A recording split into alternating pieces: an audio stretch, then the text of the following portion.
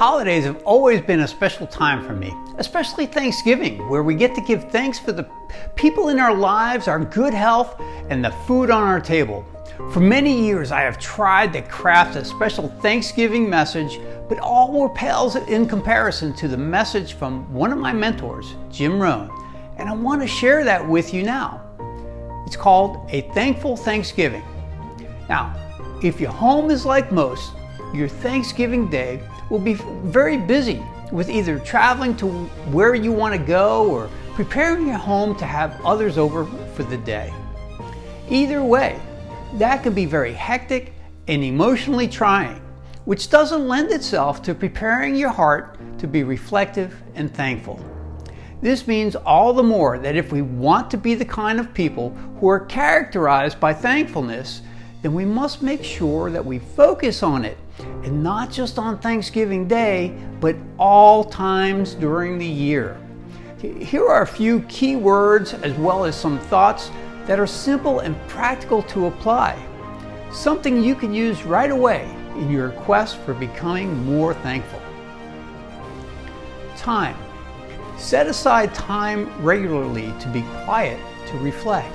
We live in the fastest paced time ever. From the moment we awake to the moment we collapse in bed, we have the opportunity to go at full speed and never slow down.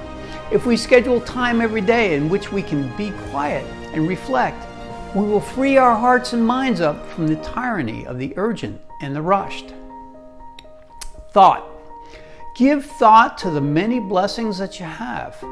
Living in a consumer culture, most of us are fully aware of what we do not have and how we absolutely must have it. But how often do we reflect upon that which we already have? Take some time each day and think of one or two things that you have that you may typically take for granted, and then take a moment and give thanks for those.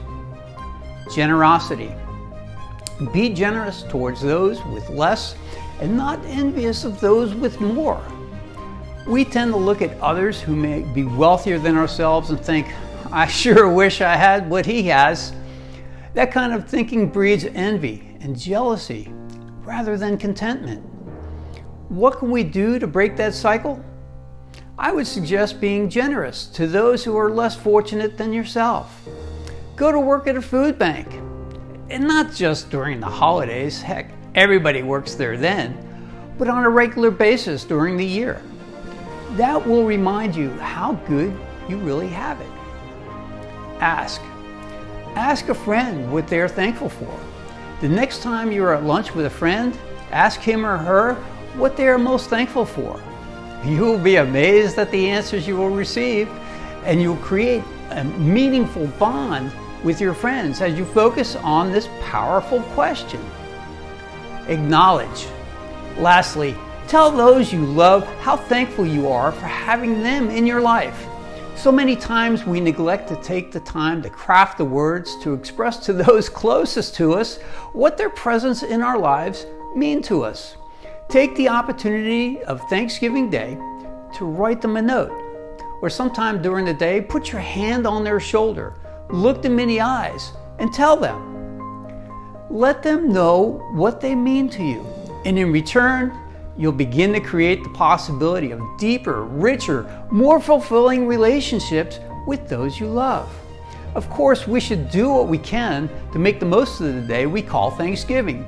But wouldn't it be a shame if the only time we reflected on our blessings was that one Thursday in November?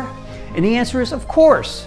So let's do our best to be aware of the many great gifts that we have each and every day of the year.